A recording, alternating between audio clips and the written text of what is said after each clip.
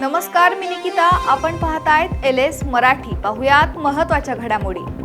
प्रसार माध्यमांमध्ये मतदारसंघ पुनर्रचनेत संदर्भात राष्ट्रवादी काँग्रेस पार्टी शरदचंद्र पवार पक्षाच्या भूमिकेबाबत अलीकडे आलेल्या बातम्या चुकीच्या आहेत. आमच्या पक्षाची भूमिका पक्षांतर्गत चर्चा केल्यानंतरच निश्चित होणार.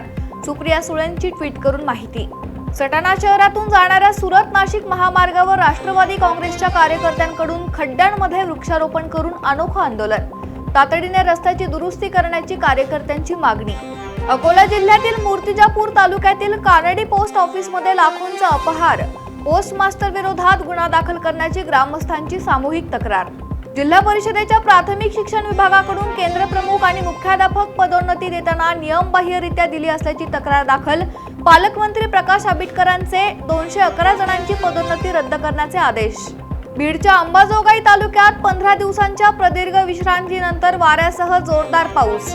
कुंभेफळ परिसरातील पिकांना जीवनदान. इगतपुरीमधील भावली धबधबा परिसरात पर्यटकांवर झालेल्या हल्ल्यातील 9 संशयित आरोपी इगतपुरी न्यायालयात हजर. या 9 संशयितांना 3 दिवसांची पोलीस कोठडी. जळगावमधील पाचोरा तालुक्यातील पहाण गावात गावठी हातभट्टी दारू विक्री विरोधात महिलांची आक्रमक भूमिका. महिलांनी नोंदवला थेट दारू विक्रीच्या ठिकाणी जाऊन तीव्र निषेध. वाशिमच्या जिल्हा सामान्य रुग्णालयातून मोटरसायकल चोरी गेल्याची घटना समोर. संपूर्ण घटनेचा सीसीटीव्ही व्हिडिओ समोर.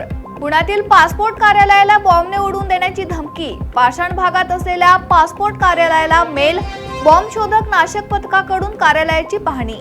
भिवंडीत नागरिकांनी डम्पिंग ग्राउंडवर कचरा टाकण्यास विरोध केल्याने शहरात 4 दिवसांपासून कचऱ्याचे ढीग. सर्वत्र पसरले दुर्गंधीचे साम्राज्य. या होत्या महत्त्वाच्या घडामोडी. पाहत रहा LS मराठी.